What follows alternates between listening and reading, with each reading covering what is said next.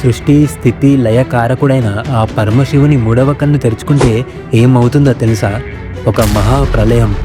అలాంటి ప్రళయాన్ని సృష్టించిన ఒక తండ్రి అహంకారం, ఒక కుమార్తె ఆత్మాభిమానం, ఒక భర్త అనంతమైన ఆగ్రహం, ఈ మూడింటి కలయికే దక్షయజ్ఞం. ఆ మహాయజ్ఞ వేదికపై చిమ్మిన నెత్తటి చుక్క, ఆకాశాన్ని చీల్చిన ఆ పరమేశ్వరుడి ఉగ్రనాదం. కైలాసంలో శాంతిగా కొలువై ఉన్న ఆ పరమేశ్వరుడు సృష్టినే గడగడలాడించే స్థాయికి ఎందుకు కోపగించుకోవాల్సి వచ్చింది?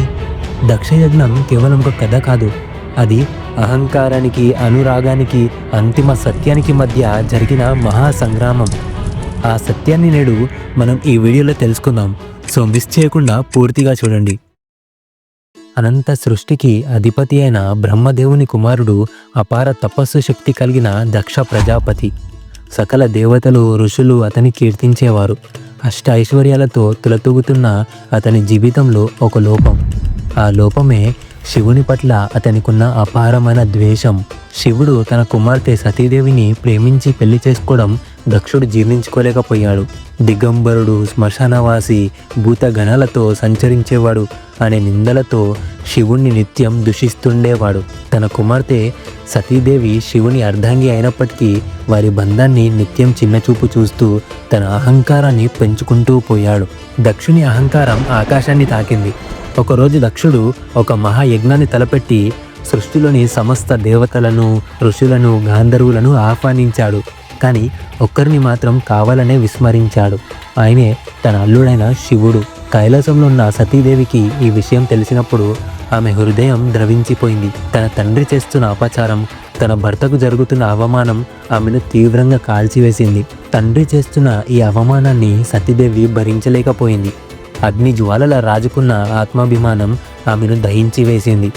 శివుడు వద్దని చెప్పినా తండ్రి తనను ఎందుకు అవమానించాడో తెలుసుకోవాలనే పట్టుదలతో ఆహ్వానం లేకపోయినా యజ్ఞవాటికకు బయలుదేరింది. ఒకవైపు శివుడు వద్దంటున్న సతీదేవి తన తండ్రి ఇంటికి చేరుకుంది. కానీ అక్కడ ఆమెకు లభించింది అవమానమే. దక్షుడు తన కుమార్తెను, ఆమె భర్త శివుణ్ణి నానా మాటలు అన్నాడు. శివుణ్ణి నిందించాడు. తన కుమార్తెను తక్కువ చేసి మాట్లాడాడు.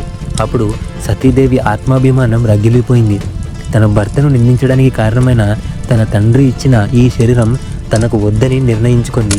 యజ్ఞగుండంలోని అగ్నిని ప్రజ్వలింపజేసి ఆ యజ్ఞంలో తన దేహ త్యాగం చేసింది. పరమశివుణ్ణి నిందించిన ఈ యజ్ఞం ఎప్పటికీ పూర్తి కాదు అంటూ అగ్నిలో లీనమైపోయింది. ఈ వార్త కైలాసానికి చేరుకోగానే శివుడు ఉగ్రుడైపోయాడు. సతీదేవి మరణం, తన ప్రియ సతీ అగ్నిలో లీనం కావడం ఆయనను తీవ్రమైన దుఃఖ సాగరంలోకి నెట్టింది. ఆ దుఃఖం, ఆగ్రహం కలిసి అతని మూడవ కన్ను తెరుచుకుంది. విశ్వమే గజగజ వణికింది.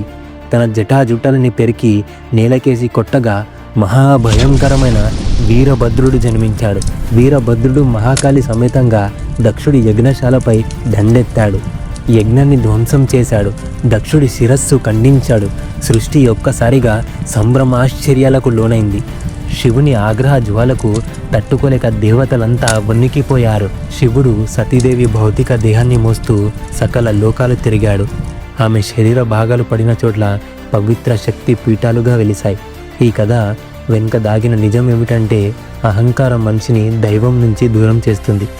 దక్షుడి పతనం అహంకారం ఎప్పుడు అంతిమ సత్యాన్ని గెలవలేదని నిరూపిస్తుంది. చివరికి దేవతల ప్రార్థన మేరకు శివుడు శాంతించాడు. దక్షుడికి మేకతలను అమర్చి తిరిగి ప్రాణం పోశాడు. కానీ ఈ సంఘటన సృష్టికి ఒక గొప్ప పాఠాన్ని నేర్పింది. అహంకారం ఎంతటి గొప్ప వారినైనా పతనానికి గురి చేస్తుందని. ప్రేమను, భక్తిని అవమానిస్తే దాని పర్యవసానాలు తీవ్రంగా ఉంటాయని దక్షయజ్ఞం నిరూపించింది. సతీదేవి త్యాగం అనంతమైన ప్రేమకు, ఆత్మాభిమానానికి ప్రతీకగా నిలిచింది. శివసతిల ఈ అనంతమైన ప్రేమ గాథ కాలాతీతమైన భక్తికి, దాంపత్య బంధానికి ఒక మహోన్నత ఉదాహరణగా నిలిచింది. దక్షయజ్ఞం కేవలం ఒక పౌరాణిక కథ కాదు, ఇది మన జీవితాలకు ఒక గొప్ప ఆధ్యాత్మిక పాఠం. అహంకారం మనిషిని ఎలా పతనానికి గురి చేస్తుందో, ప్రేమ, భక్తి ఎలా అమరత్వాన్ని పొందుతాయో ఈ కథ మనకు నేర్పుతుంది. సతీదేవి త్యాగం నిస్వార్థ ప్రేమకు, ఆత్మాభిమానానికి ప్రతీక. శివుడి ఆగ్రహం ధర్మస్థాపనకు, అన్యాయ నిర్మూలనకు సంకేతం.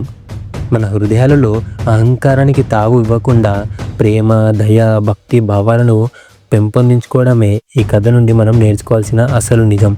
పరమాత్మ అనుగ్రహం పొందాలంటే అహంకారాన్ని విడి సత్య మార్గంలో నడవాలి. ఈ కథ గురించి మీరు ఏమనుకుంటున్నారో మీ అభిప్రాయాలను కమెంట్స్లో తప్పకుండా తెలియజేయండి. ఇలాంటి మరిన్ని వీడియోస్ కోసం మన ఛానల్ని సబ్స్క్రైబ్ చేసి లైక్ చేయడం మర్చిపోవద్దు. Thank you.